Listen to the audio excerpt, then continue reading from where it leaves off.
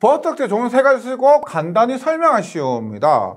우리가 버스에서 people들이 탭으로 토익 공부한다. 그래서 종류 5가지 꼭 외워주시고, 피더 버스덕트, 얘는 가장 기본적인 버스덕트입니다. 도중에 부하를 접속하지 않은 것, 피더 버스덕트. 익스펜션입니다. 익스펜션은 늘어난다. 열 신축에 대해서 변화량을 흡수하는 구조, 익스펜션입니다. 열 신축에 대해서 익스펜션이고, 플러그인 버스덕트 말 그대로 플러그인이죠. 도중에 부하 접속용으로 꽂은 플러그 만든 거. 버스덕트가 있는데 도중에 플러그를 꼽아서 인출할 수 있는 것이 플러그인 버스덕트입니다. 여기에 뭐 더 추가한다면은 탭 붙이. 탭 붙이는 뭐냐? 중간에 탭 접속이 가능한 것, 탭 붙이. 그 다음에 트랜스포지션이 있습니다. 트랜스포지션 뭐냐? 우리가 전력공학에서 연가 들어보셨죠? L1상, L2상, L3상 위치를 3매 n등분해서 우리가 3회로 나누어서 그 위치를 바꾸는 거죠. 왜? 임피던스 선로 정수 평형시키기 위해서 그런 겁니다. 트랜스포지션은 트랜스포지션 위치를 바꾼다는 거죠. 이것도 임피던스 평형을 위해 도체 상호 위치를 변경하는 버스덕트가 트랜스포지션이 됩니다. 그래서 탭붙이 트랜스포지션. 만약 5가지라고 하면 이런 것까지 기억해 주시고, 이 중에서도 또 암기하기 쉬운 것들 위주로 정리해 주시면 좋겠습니다. 다음 문제를 읽고 옳으면 O, 틀리면 X표를 하시오인데요. 문제를 잘 읽어보시면, 조금만 집중해 보시면 답이 보일 겁니다. 그리고 이런 것들은 개별적으로 맞는 개수에 따라서 점수가 있기 때문에 혹시라도 하나 모르는 거 있다라고 해서 너무 실망하지 마시고요. 끝까지 집중해 주시면 좋겠습니다. 1번 봅니다. 금속 덕트 배선에는 DV 전선 드롭 비닐이죠. 1인용 비닐 전련 전선 또는 NR 전선입니다. 일반용 단신 비닐 전련 전선 이상의 절연 효력이 있는 전선을 사용하여야 한다. 금속 덕트 배선이니까 1인용 비닐 전련 전선입니다. 그리고 일반용 단신 비닐 전련 전선이니까 덕트 안에 비닐 전련 전선 사용 가능하죠. 이번 금속 덕트 배선 옥내 건조한 장소로서, 덕트는 옥내 건조한 장소로서 노출 장소 또는 점검할 수 있는 은폐 장소에 한해서 시설할 수 있다. 없는 건 뭐예요? 노출 장소는 당연히 가능하고 제일 안전한 장소니까 점검할 수 있는 은폐 장소도 가능한데, 점검할 수 없는 은폐 장소는 불가능한데 여기 두 곳은 맞습니다. 그러면 버스덕트 3m 이하, 버스덕트 금속 덕트는 3m 이하 맞고요. 답은 버스덕트는 구리 또는 알루미늄으로 된 나도체를 난연성, 내열성, 내수성 풍량 절연물로 지지하여야 한다. 버스덕트는 우리가 그 선이 아니고 판이죠. 그래서 구리 또는 알루미늄으로 된 나도체를 난연성, 내열성, 내수성이 있는 것으로 지지해야 된다도 맞습니다. 그래서 여기는 모두 맞고요. 5번부터 봅니다. 금속 덕트 배선이 마루 또는 벽을 관통하는 경우에는 금속 덕트를 관통 부분에 접속해도 무방하다. 보세요. 한번 집중해서 읽어보시면 마루 또는 벽을 관통하는 경우에 금속 덕트를 관통 부분에 접속해도 무방할까요? 안 할까요? 관통하는 부분은 괜히 위험해 보이죠. 그래서 관통하는 부분에 접속해도 무방하다. 약간 무방하다 이런 것들이 답일 경우가 많습니다. 이런 건 X가 됩니다. 6번 동일 금속 덕트에 넣는 전선은 40분 이하로 하는 것이 바람직하다. 제가 필기할 때도 말씀드렸는데 이런 KEC 문제에서 숫자가 주어질 때 아닐 것일 가능성이 높다라고 했습니다.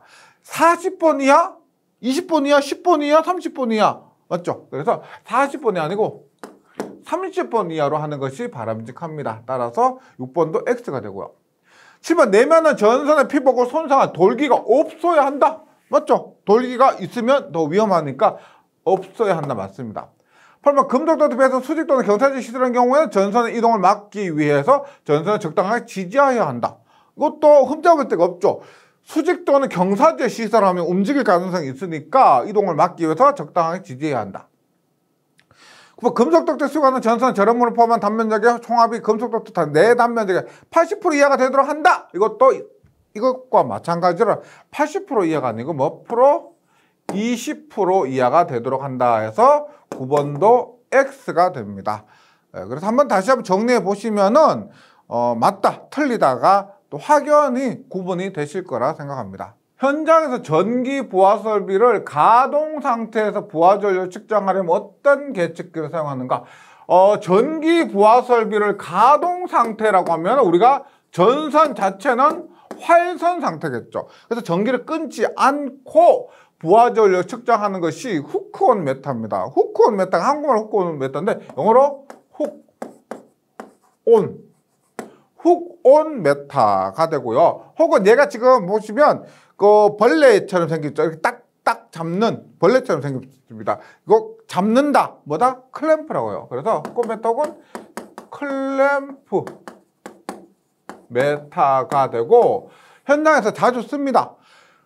전기 부하 설비를 가동 상태에서, 즉 활선 상태에서 부하 전류를 측정하는 것 후크온 메타 혹은 클램프 메타고 이런 식으로 생겼습니다. 합성 수지제 PVC의 최소 굵기와 최대 굵기는 입니다. 우리가 합성 수지 관이 있는데 플라스틱으로 만든 관이죠. 그중에서 PVC는 우리가 경질입니다. 경질. 딱딱해가지고 구부리려면 토치램프로 쫙 가열해서 구부리는 거, 이것이 PVC입니다. 그리고 하나가 더 있는데 뭐냐면 합성수지제 가요관이죠. 가요관은 잘 구부러진다는 겁니다. 그럼 보통 P관, CD관 이런 것들 얘기하는데 지금 PVC의 최소 굵기와 최대 굵기는 여기 있지만 14가 최소고요.